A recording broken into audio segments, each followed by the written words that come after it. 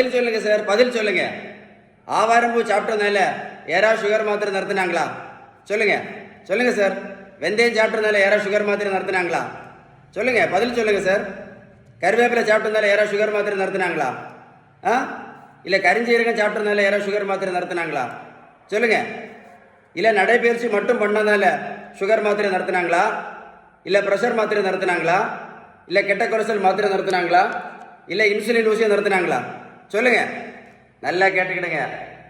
Sugar, pressure, கெட்ட cholesterol ஒரு ஆளுக்கு எதனால வருதுன்னு கேட்டால் இன்னைக்கு யாருக்குமே பதில் தெரியாது. அதுதான் பெரிய பிரச்சனையே. நல்லா கேளுங்க.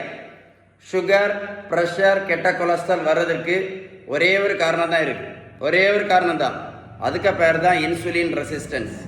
இதை நீங்கள் ஒரு பேப்பரில் எழுதிடுங்க, நெட்டில் சர்ச் பண்ணி பாருங்க. நான் சொன்ன விஷயம் கரெக்டாக இருக்கும், கரெக்டாக இருக்கும்.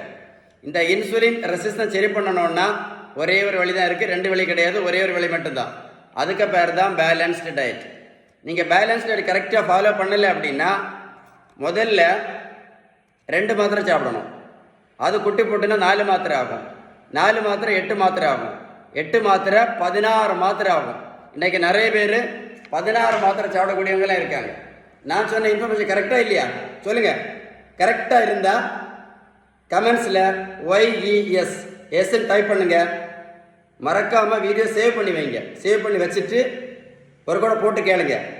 ரொம்ப கரெக்டாக இருந்தால் என்ன பண்ணுங்க, ஃப்ரெண்ட்ஸுக்கு மறக்காமல் ஷேர் பண்ணி கொடுங்க.